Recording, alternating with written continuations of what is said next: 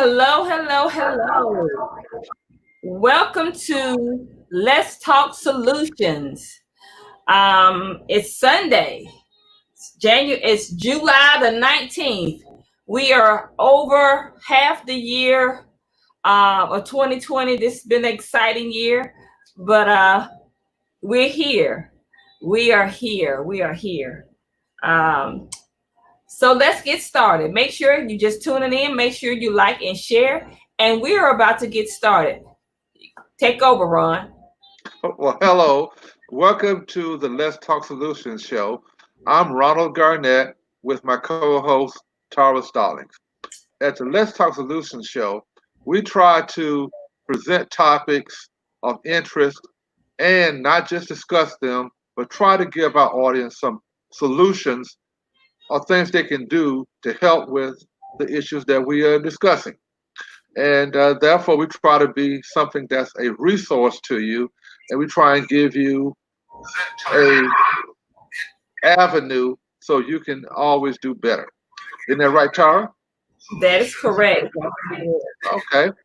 Our topic for today uh, is what's on everybody's mind: the COVID-19 pandemic and the financial and issues, the stress and depression that may go along with COVID-19, because a worldwide pandemic is something that has happened once in the last 100 years. The last time we had a pandemic like this was the flu pandemic of, I think it was 1918, I believe.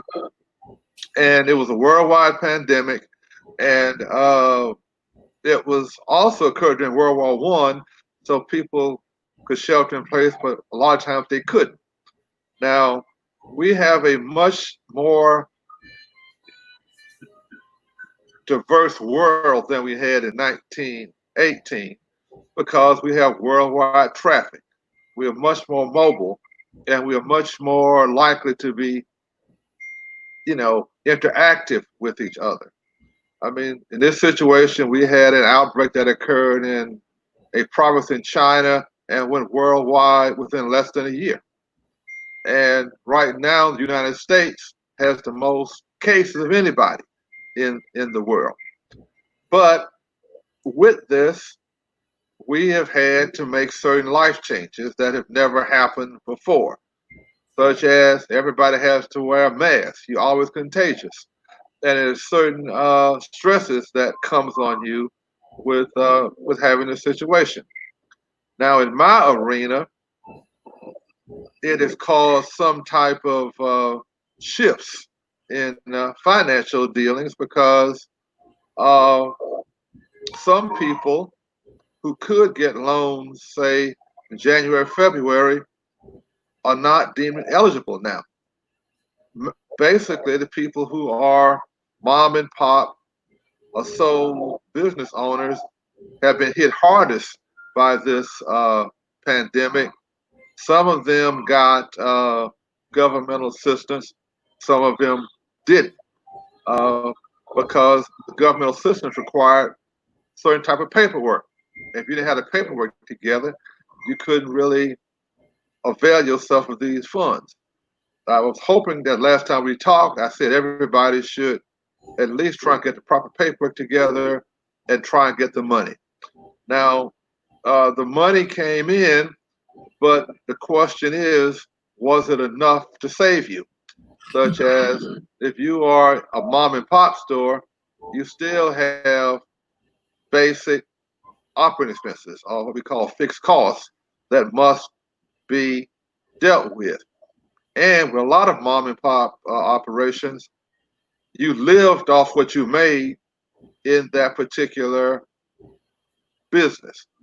So that left a real devastation to some people where, like in your instance, Tara, I remember they shut you down because you have a beauty salon. I remember watching TV and the mayor went on TV and said all Richmond County beauty salons and barber shops and nail salons are shut down. So it became illegal for you to work. And so that were I guess there were governmental benefits for you, but I don't think if an announcement was made on a Friday or Saturday, Monday, you had a check in your hand from the government saying, here's money to shut you down. That's But right. I'm sure you had bills to pay and other things that were necessary to keep yourself afloat. And what happened is that ripple effect is that people like you who might have been eligible for funding suddenly became risky because you may not have a business anymore, or you're shut down for 5 or 6 months. And I think you were shut down for like 4 or 5 months before they allowed you to About 3 months. 3 months before you were allowed to open back up again. Even though you're allowed to open back up again, it wasn't a full opening because you probably had half to a third of the customers because you couldn't get with so many people into a shop anymore, a Mhm. barber shop, beauty salon, restaurant, whatever. Uh, so it was a ripple effect. So yes, you were open, but you were making less money. Mhm. So financially, people who were entrepreneurs had a rough time because loans were just not as accessible because the businesses were at risk, which Mhm. leads to stress and depression. Because if you're making a living uh, as a cosmetologist, a barber, a restaurateur, whatever, selling anything, and people just can't come in your store or it's reduced, you're gonna have stress. So what we have to do is deal with looking at a new normal, such as you're going to have to hope that the market turns around. Now, one thing I would tell people to do is that avail yourself of every single program to help somebody who's been impacted. And that includes things with the utilities, Georgia Power, or any other company, because we're in Augusta, so we have Georgia Power. But wherever you are, if there's a program for utilities where you can make arrangements, do that. Mortgages, rent, see if there's any kind of governmental programs that will help stop foreclosures or stop evictions for rent because people have been hurt and cannot work.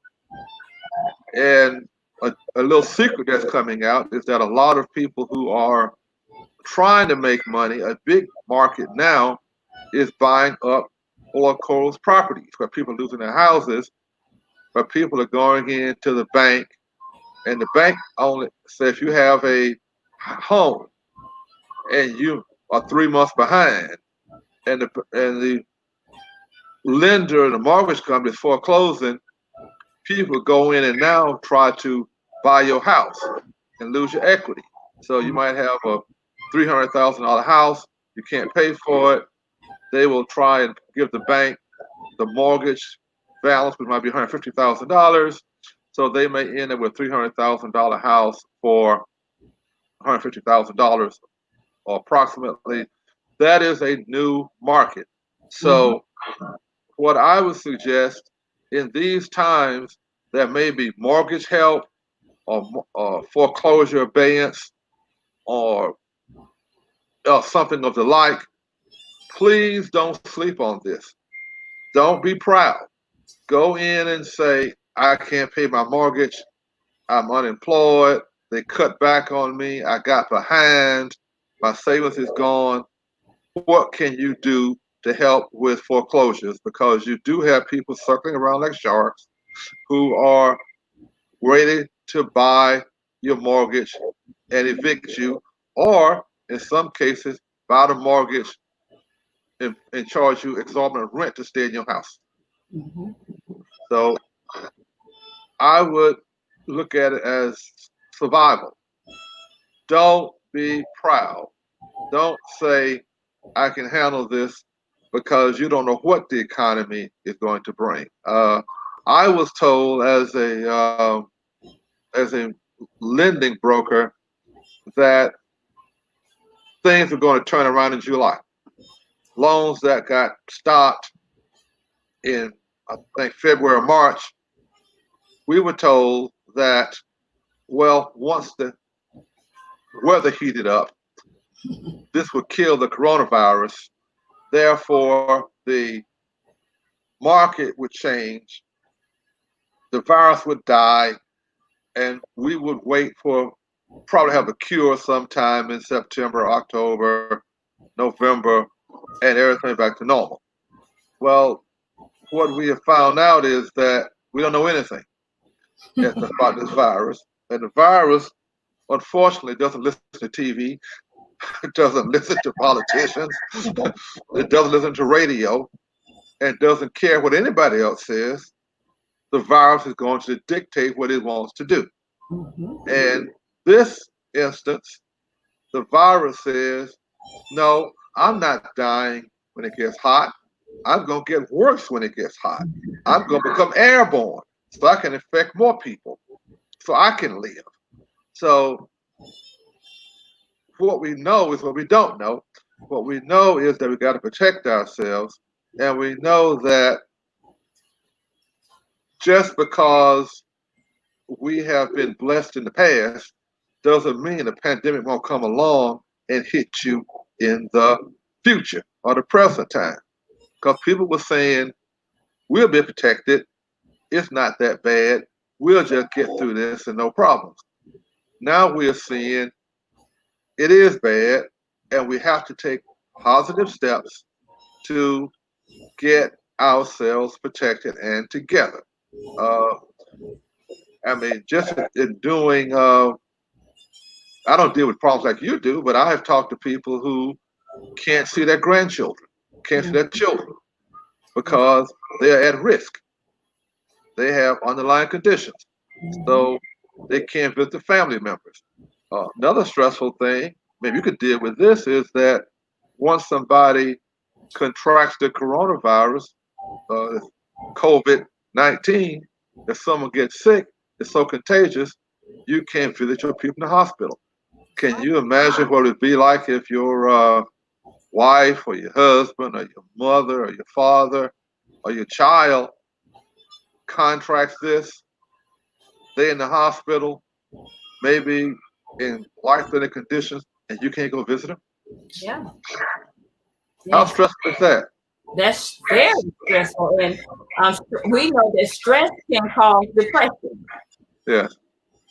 The onset of financial stress, the stress of the virus, the stress of being alienated from your family, the stress from job loss, the stress from just isolation, not being to intermingle with your friends, society, to live your normal, so-called normal life. That can cause stress, which can translate into depression. And we are seeing it more and more and more and more. The stress rate has increased. People that's dealing with depression and anxiety have increased. And the suicide rate has increased. With everything that's been going on, we've been talking about COVID and that, but those things that affect people's stress, anxiety, depression, suicide, it has increased because you have so many people they cannot deal with this new normal. Like you said, the last time we had it was 100 years ago. So in most people's lifetime, they have never experienced this. They don't know how to handle it. Um, being in confinement for 1-2 months may be okay, but now this has translated in something different, and is going to evolve in something even more different. Because if we look at it, our people, what we used to say, that money funny and the change is strange, but Yes. then go to the stores, everything is increasing. The groceries have increased. Cleaning supplies have increased. So our day-to-day needs have increased, but the money has decreased. So, and the funding has decreased. So that's added more stress on to, a bad situation. So we really have to look at how do you deal with um, this what's going to be or going into something that's going to be our new normal. How do you deal with it? How do you deal with the stress? How do you deal with depression? Well, that's an interesting question. I know on the financial basis, uh, you are going to have to survive. And maybe if you are in a business, you're going to have to try and cut back and try and ride it out. Also, if you are in a situation where you own your own business, you have to make a decision. Can you stay in business? Are you going to have to get a job if you can find a job to and just while business full time might become part time? Because the number one thing is you have to survive. Uh, it's it's a double edged sword because there are funding options out there that you can get no matter what your credit score is and whatever. But on those type of funding options, such as revenue-based loans or credit card loans, advances, the interest rates are astronomical. And you have to really look at that and say, if I get the money now, is it going to put me in such a position that I can't pay it back? I mean, it's, am I delaying the inevitable? I mean, excuse me. If you try and get some of those loans, they only really are viable if you're going to do something with the money that's going to increase your bottom line significantly because your operating costs are going to go up by 3 to 4 or 5%. Excuse me. So if you're just breaking even or you just losing money every month, it'll stop the bleeding for a little bit, but those revenue-based loans and those credit card loans advances, that money comes out every week. And it comes out, whether you like it or not, the money just is snatched out your account. And those interest rates will vary depending on the company that you're dealing with. It is the best you're going to get, like maybe 30% annual percentage rate. In some instances, you're talking about 50%, 75, 80, 100% interest rate. So if you borrow $10,000, you're paying back 20. And if you don't have an extra $10,000 that's going to be generated by that loan, you're going to be halfway through the process before you can't pay it back. And some people end up getting 2 or 3 of these loans, by getting one to pay another one back, but it goes hold so badly, it's just buying time until they just crash underneath the debt. So I have gotten people those kind of loans, but there are certain precautions you can take, such as shop around and get the lowest rate, like the best one I've ever seen, like 30%, and be sure you can get a loan without a prepayment penalty. Because some of those loans will get you in a 50, 60, 80, 100% uh, annual percentage rate, and you can't pay it off early. They make you pay the whole loan out with all that interest rate. You don't save anything. So don't try and get one of those things alone because you call people up on the phone. They're going to talk nice to you, sell you something. But once they get into your account, they're going to take the money out no matter what. Make sure you have a option to pay it off early. So if you can get the money, you can pay it off and save yourself that interest rate and paying that money back, and save yourself from having that money being snatched out of your account every day or every other day or every week. Yes. So I have sources who do those kinds of loans, but I always say it's a last resort. It's a last resort because I, you need to be really in a situation where you're going to lose your business if you don't get this money. Don't just do it to say, well, I want to try something. It's something that's a last resort because there are other sources that you can get of financing in the alternative finance market that won't be as odious and as stressful and as burdensome as those revenue-based loans. So when you see people advertising on TV and say, "Get this money," those are revenue-based loans, but they don't tell you interest rate on those loans. So, and that's interesting because you have both sides of the coin. You have those people that have gotten the PPP loans, that have gotten the disaster loans, and they are using those fundings to their benefit to keep their business not just afloat, but to increase their business. But then on the other hand, you have those entrepreneurs, those small businesses that were not able to get those loans, and they are closing now. And you have to think about it. Let's look at the fact that we had the extra $600 a month unemployment.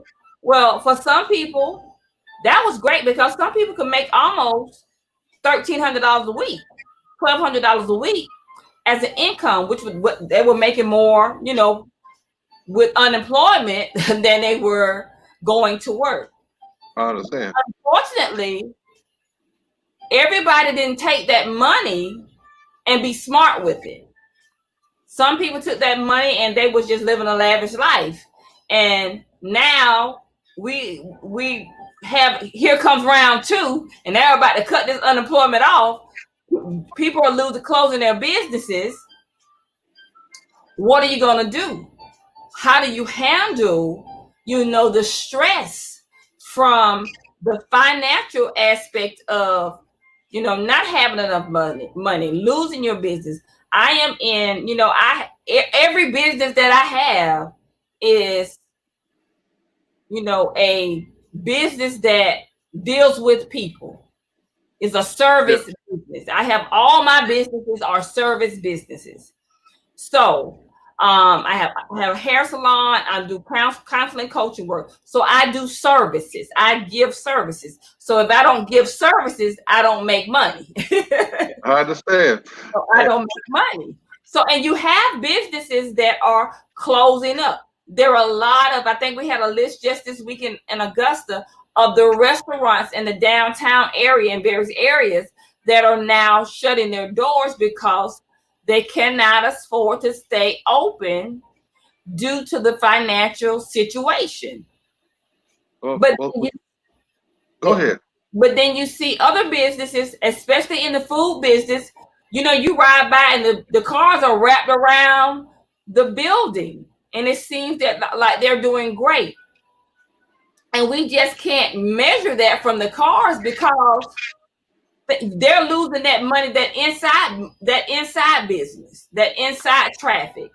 So everyone has been impacted. I was just talking to a fellow professional on Friday, and he just happened to be a master barber and educator, master barber, cosmetologist, and educator.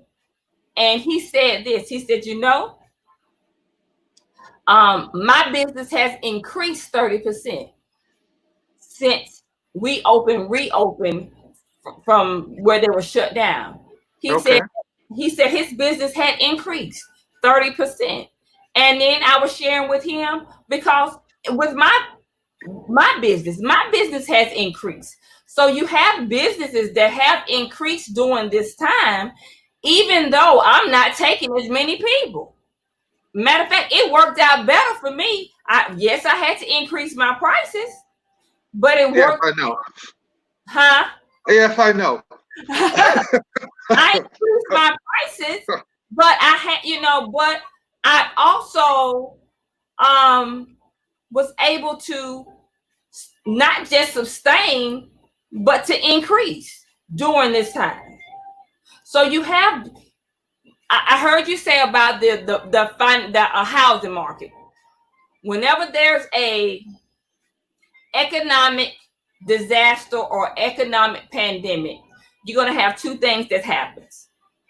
You're gonna have people that's gonna lose a lot, and you're gonna have a lot of people that's gonna gain a lot. And that's Yeah, what's happening. You're going to have those people that's going to lose their homes, but you're also going to have those people that's going to buy those homes and make money. You have millionaires that are established doing economic downfalls. yeah, that's true. Unfortunately. That's true. Now, what happens is, just in my opinion, my humble opinion, is that people need to think for themselves. They need to say that, okay, I got this unemployment money. I have to act like it's a temporary fix. I can't go out and maintain the same lifestyle. I'm going to have to contract my lifestyle. I Mm-hmm. have to eat a certain way, not engage in certain kind of purchases. I have to do enough to say, I don't know how long this pandemic is going to last. When it first hit, almost everybody said June or July, the sunlight, ultraviolet rays are going to kill off this virus. Once it gets hot, it's not going to be as effective. What is raging in places like Arizona, Texas, Alabama, Georgia, Florida, where it's the hottest in the country. Mm-hmm. So then we're hearing, well, oh, we didn't expect this.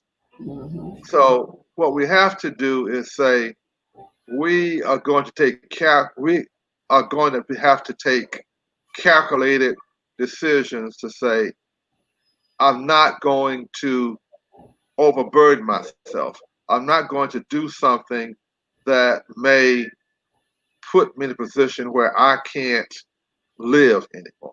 That maybe I do need, okay, if I'm getting $600 and a family's getting $1,200, but we were living off $800 before this, maybe we still need to live off $800 or maybe $700 and keep the rest in a savings account or somewhere, so that we'll have that when this governmental program run out.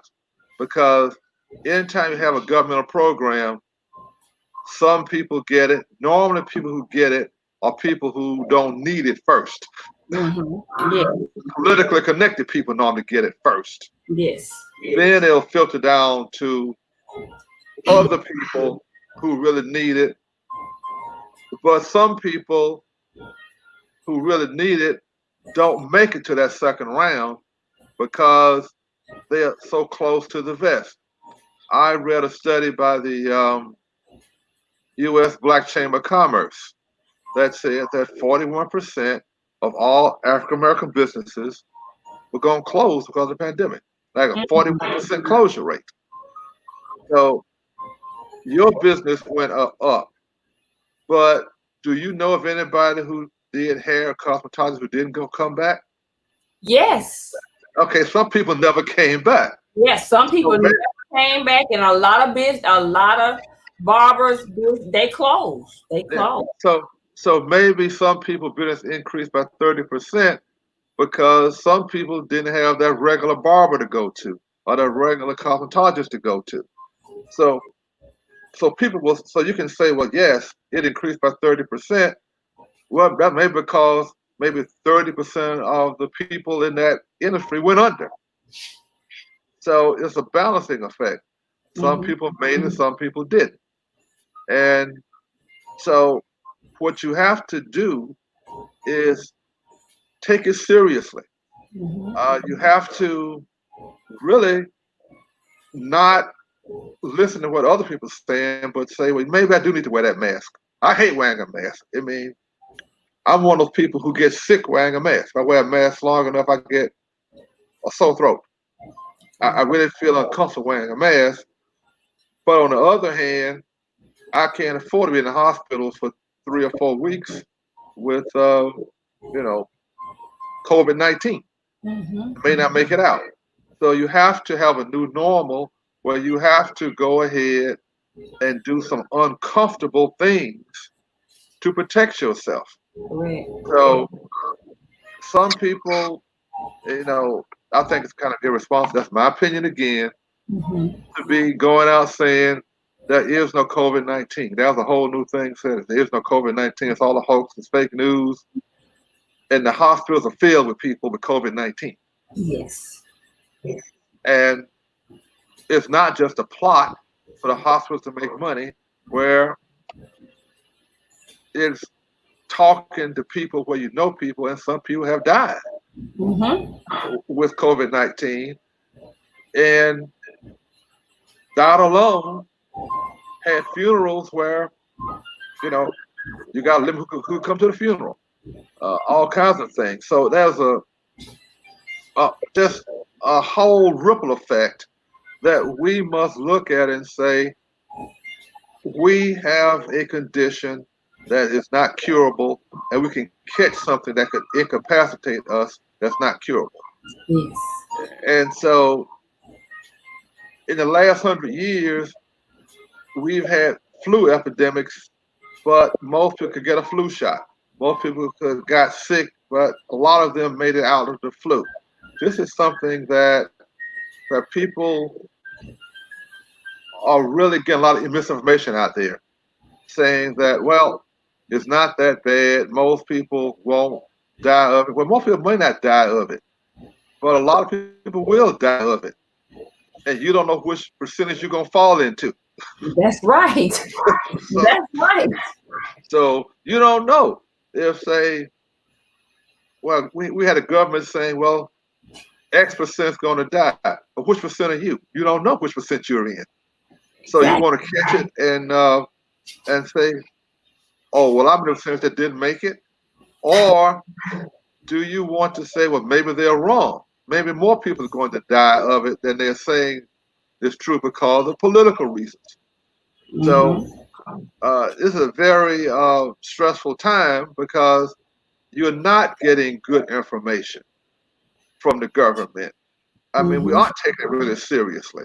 I mean, Correct. we have people fighting about wearing a mask.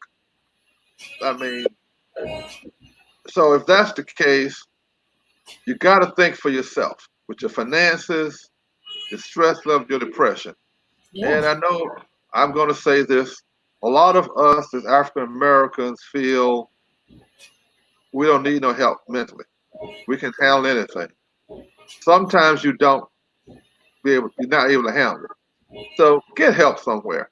If you can call somebody like Charles Stallings or mental health.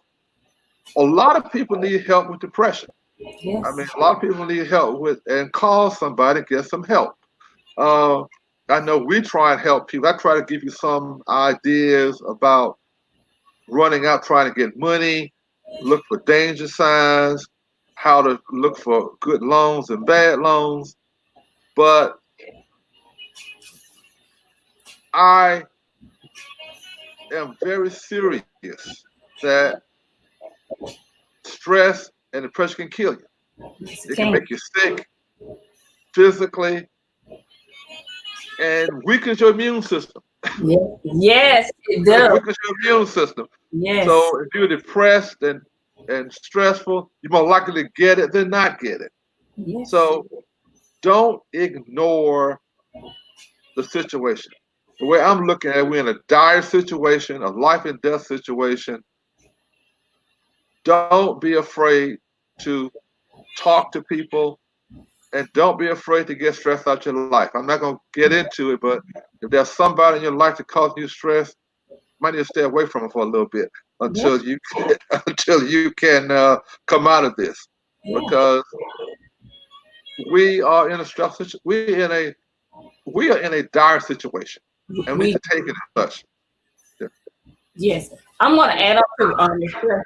There are some things that you people can do if they are dealing with stress, because, like I said, stress can lead to depression and even depression.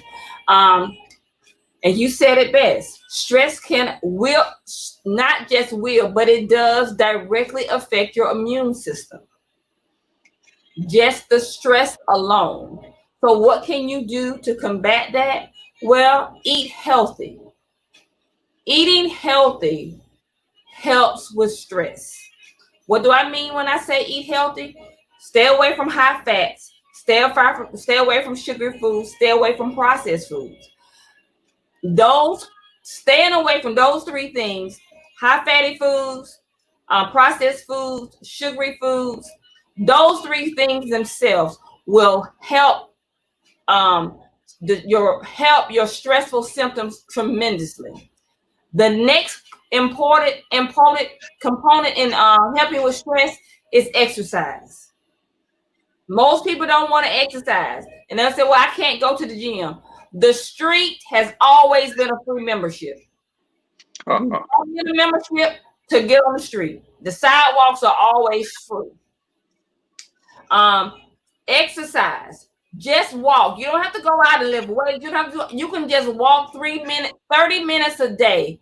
That will help that dopamine in your body, that happy hormone in your body. That will help those hormones combat those stressful feelings, thoughts. It helps clear your head so that you're not dealing with all those stressful thoughts. Put some good music on or whatever it is, and go exercise, eat right. That helps with stress. That also helps with depression. You know, I'm not a big advocate of going to take medication, but it's some people that their stress and depression is so bad and it's not manageable to where they need to be on medication so that it can be manageable. But what we do, I found out, people just want to take medications. Medication is not the answer. You take the medication, you do the work. That means you change your diet, you exercise so that you don't need the medication anymore, so that your body can be level. Because we have to find out those triggers. I heard somebody say, well, how am I going to alleviate stress when I can't pay my mortgage or I can't pay my rent? Well, you said it best, Ron. During these times, this may have been a time you needed to reevaluate and say, hey, I need to downsize. I need to downsize. If you have a $1,400 mortgage, $800 mortgage, and you can't afford it, downsize. Downsize. Get something. If you're in a mortgage or apartment or whatever, go find you something. Sometimes you may need to let that house go. Let it go. Go get you an apartment, something cheaper, so that you can so that you can live stress free. Because I don't care if you can, if you're dead, if you're stressed out, depressed, you paying that mortgage is not gonna help you because you're still gonna be stressed out, depressed, and then you're gonna end up, contracting something or dying or causing more health issues. Go downsize. It was so many people that I know they had to downsize. It's okay. But I found that so many people are so worried about what others are thinking, what people gonna say. People gonna talk about you anyway. They Yes, that's talk, true. they talked about you before the pandemic. They're gonna talk about you behind after the pandemic. Don't worry about people because they won't know what's going on unless you tell them. So you have to do, Ron, you said it. You have to do what's going to be best for you. And if that's what's going to be best, if you have to go get a 1 bedroom, go get a 1 bedroom. Sell that stuff. When you get back on your feet, it's things, it's stuff. You can always rebuy. You can Well, always well, buy. I gotta agree with you on that. Is uh, financial products, the financial markets go up and down. And I will say one thing: you are a lot less important to people you think you are. A lot of people aren't talking about you all the time. A lot of people don't care. They got their own problems. You think about, well, how are people going to think about me? Most people don't think about you. They don't. Most people do not think about you. And if somebody's going to talk about you, in my opinion, you best not have much of life anyway. Yeah. You best not to be worried about somebody who's Yeah. negative in your life anyway, because they don't mean you're no good. So that's just one less stressful thing you got to worry about is somebody who is down on you and always criticizing you and saying you can't do it and talking about you and whatever. So listen, uh, if you are in a battle, the number one thing is to get out the battle and survive. That's the number one thing. You can deal with other stuff later. Survive, survive, survive. Don't Mhm. worry about what somebody else says about you because a lot of people in the same situation you are, and or maybe worse. And while they're trying to front, you're going down the drain, worried about everything. Yeah. So uh, I know with the financial market, I'm I'm praying every day that this thing turns around so I can make loans to people that I can't make now. Yeah. I hope people want to start businesses where they are afraid to. Yeah. Uh, but it's an abnormal situation because we got a pandemic. Mhm. Generally, when you have an economic downturn, it's the best time to start a business because prices are low and it's a good time to start something. Yep. You have to reevaluate that by the fact that people, it's not an economic downturn that was caused by economic factors, but illness factors. Mhm. And you have to take that in consideration and do your due diligence and study and Yes. study and study. But number one, you have to survive and take care of yourself. Yes. And also for those people out there who are like me, who's starting to exercise. See, Tara is a marathon runner, so she's out there able to talk, run and run and run. Take it easy.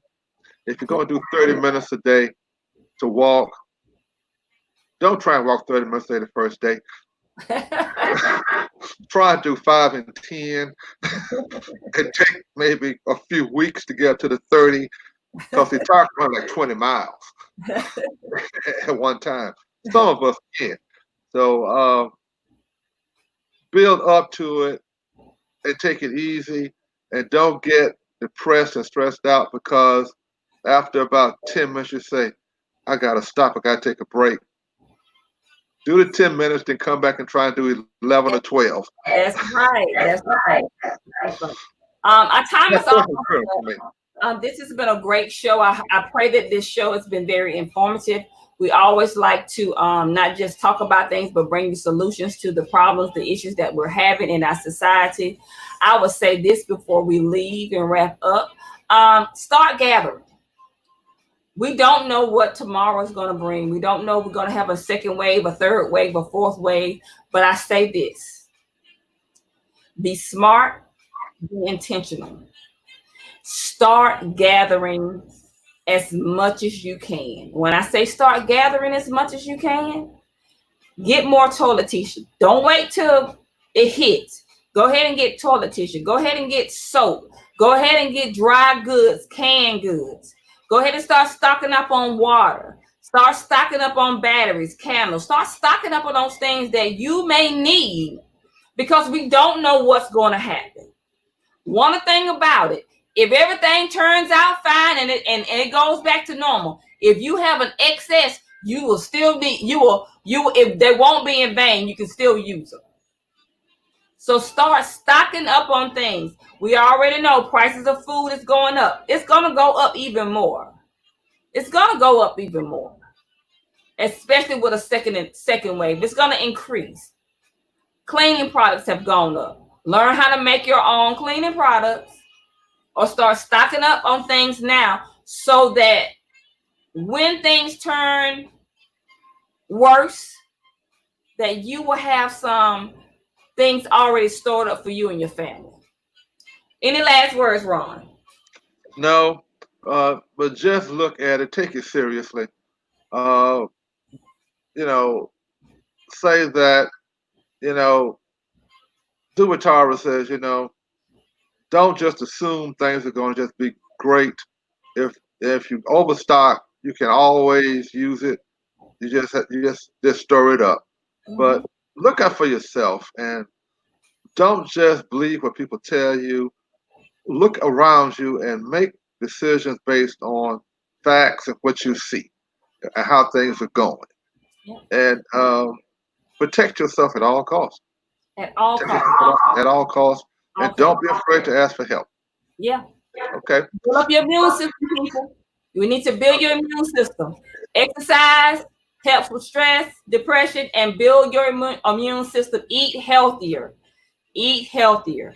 Until next time, you guys, we will see you the 1st of August, the first Sunday in August. We will see you then. Um, Okay. Ron, how does our listeners get in contact with you? Okay. You can go to my website, www.garnettandassociates.com, and call me at 706-513-4703. But it's easy to remember, garnettandassociates.com. All my contact information is on there. Yeah. If you're having issues with stress, anxiety, depression, you can contact me. I am a counselor and coach. You can contact me on my website at tara2stallingsinc.com. That is tara2stallingsinc.com.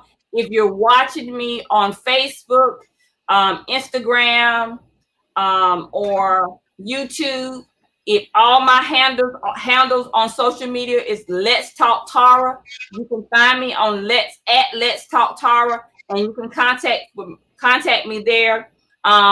You can go to calendly.com/Tara and schedule a free 30-minute consultation session. That's calendly.com/Tara Until next time, you guys, be safe, be intentional, protect yourselves, and protect your families. Have a great Okay. Have a great time.